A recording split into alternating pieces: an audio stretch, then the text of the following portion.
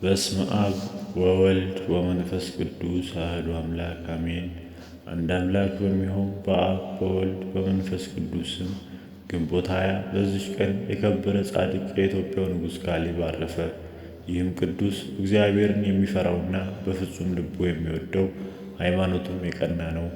በናግራን ሀገር ያሉ ክርስቲያኖችን አይሁድ እንደሚገድሏቸው በሰማ ጊዜ እጅግ አዘነ። መንፈሳዊ ቅናትንም ቀና። ከዚህ በኋላ ተነሳና ወደ ቤተ ክርስቲያን ገብቶ በመሠዊያው ፊት ቆሞ ዓይኖቹን ወደ ሰማይ አቅንቶ እንዲህ ብሎ ጸለየ።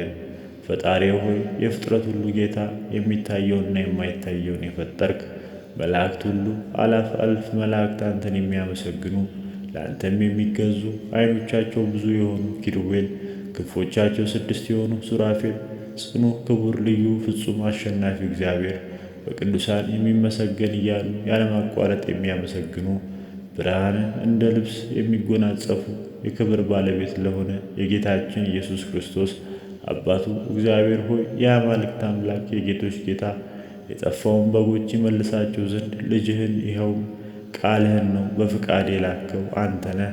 ተናጋሪ በግ ጌታዬ ኢየሱስ ክርስቶስ ሆይ፣ ከአብ ከመንፈስ ቅዱስ ጋር ሳትለይ ከሰማይ የወረድክና ስለ እኛ ከእመቤታችን ከቅድስት ድንግል ማርያም ሰው የሆንክ ከጨለማም ከድንቁርናም አውጥተህ ወደ ብርሃን ወደ ሕይወት ወደ እውቀት የመራህን አሁንም ከሃዲ ወንጀለኛ ፊንሐስን የቤተ ክርስቲያን ልጆች እንደ በጎች በማረድ እንደ ገደላቸው በእሳትም አቃጥሎ የወገኖችህንና የርስትህን ልጆች እንዳጠፋቸው እይ።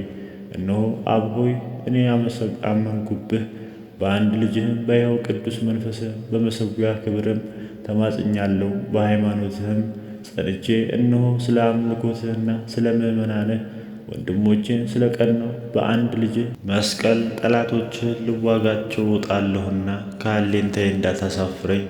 የማያውቁህም አምላካቸው ወዴት ነው እንዳይሉ ስለ በደሌ ስለ ኃጢአቴም ጸሎቴንም የማትሰማ ልመናዬንም ንቀህ የምትተው ከሆነ በዚህ ቦታ ብትገለኝ ይሻለኛል። አቤቱ መሐሪ ይቅር ባይ ሆይ፣ ሩሩህ ርስትህን የሆኑ ምእመናንን በከሃዲያን ጠላቶች እጅ አሳልፈህ አትስጥ። እኛ ወገኖችህና የርስትህም መንጋዎች ስለሆንን ለአንተም ምስጋና እናቀርብልሃለን።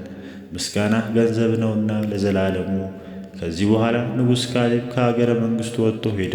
የናግራንን ሀገር ያጠፏት አይሁድን ገደላቸው። ብዙ ተአምራትንም አድርጎ ስላደረገለት ሁሉ እግዚአብሔርን እያመሰገነ ወደ ሀገረ መንግሥቱ በታላቅ ክብር በታላቅ ደስታ ተመለሰ።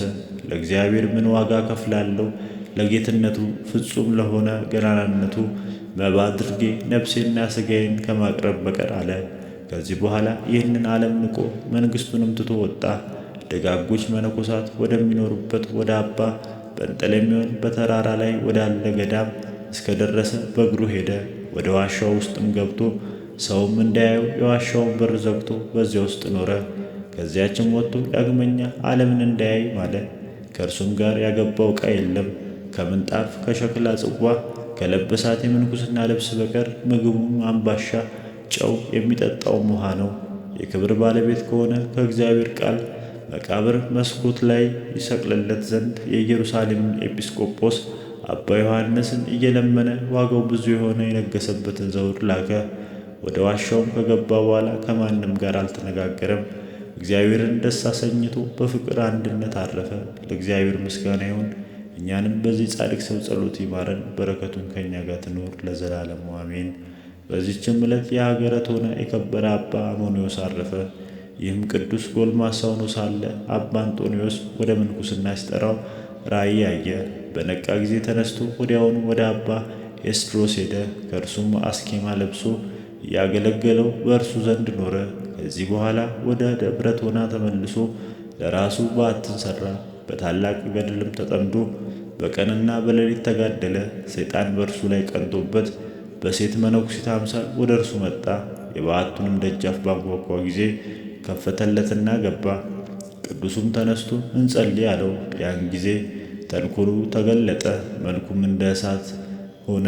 ቅዱሱንም እኔ ታላቅ ጦርነት አመጣብሃለሁ አለው። ከዚህ በኋላ መልኳ ውብ ወደ ሆነ ወደ አንዲት ሴት ወጣት ሄደ። ሰይጣንም እንድትሄድ አነሳሳት። ቅዱሱም አሞንዮስም ከእርሷ ጋር በኃጢአት ልትጥለው ቀጭን ልብሶችን ለብሳ ወደ እርሱ በምሽት ጊዜ ሄደረች። እንዲህም እያለች ደጃፉን አንኳኳች። እኔ መጻተኛ ሴት ነኝ፣ መንገድም ስቼ በምሽት ጊዜ ከዚህ ደረስኩኝ። አራዊትም እንዳይበሉኝ በውጭ አትተወኝ። እግዚአብሔርም ስለ እኔ ደም እንዳይመረምርህ በከፈተላትም ጊዜ የሰይጣን ማጥመጃው እንደሆነች የላካትም እርሱ እንደሆነ አወቀ። በአምላካውያን መጻሕፍት ቃልም ገሠጻት። ለኃጥአን ስለተዘጋጀ የሲኦል እሳትም አስገነዘባት። ሁለተኛም ለጻድቃን ስለተዘጋጀ ፍጹም ተድላ ደስታ ነገራት። ያን ጊዜም የሚላትን ታስተውል ዘንድ እግዚአብሔር ልቧን ከፈተላት። መልካሙንም ልብስ ከላይዋ አውጥታ ጣለች፣ ከእግሮቹም በታች ሰገደች። ነፍሷንም ያድን ዘንድ በማልቀስ ለመነችው። የጠጕርም ልብስ አለበሳት። ራሷንም ተላጭታ በገድል ሁሉ በብዙ ትሩፋት ተጠመደች። በቀንም በሌሊትም 12 ጊዜ የምትጸልይ ሆናለች። በ2ና በየ3 ቀንም ትጾማለች። ሰይጣንም ባፈረ ጊዜ በመነኩሴ ተመስሎ በአንዳንዱ ገዳም ሁሉ በመግባት እያለቀሰና እያዘነ እንዲህ አላቸው። አባ አማኑዮስ ቤት ሴት አለችና እርሱ ከታላቅ ገድል በኋላ የአንዲትን ሴት ፍቅር ወዶአልና እርሷም በእርሱ ዘንድ በባቱ ውስጥ ትኖራለች። እነሆ መነኮሳቱን አሳፈራቸው፣ አስኬማውንም አጎሳቆለ። የመላእክትንም አምሳል የሆነ ጻድቁ አባ እብሉ ያን ጊዜ ተነሣ። አባ ዮሴፍና አባ ቦሐኒም ከእርሱ ጋር ወሰዳቸው። ወደ ቅዱስ አሞንዮስም ገዳም ደብረ ቶናም ደረሱ። ደጃፉንም ባንኳኩ ጊዜ ያቺ ሴት ወደ እነሳቸው መጣች። እርስ በርሳቸውም ያ መነኩሴ የነገረን እውነት ነው ተባባሉ። የከበረ አማኑዮስም ሳድዥ ብሎ ስም አውጥቶላታል። ይህም የዋይት ማለት ነው። ገብተውም ጸሎት አድርገው የእግዚአብሔር ገናናነትን እየተነጋገሩ እስከ ምሽት ተቀመጡ። አባ አማኑዮስም አምባሻ እየጋገረችልን ነውና ተነሱ፣ ሳድዥን እንያት አላቸው።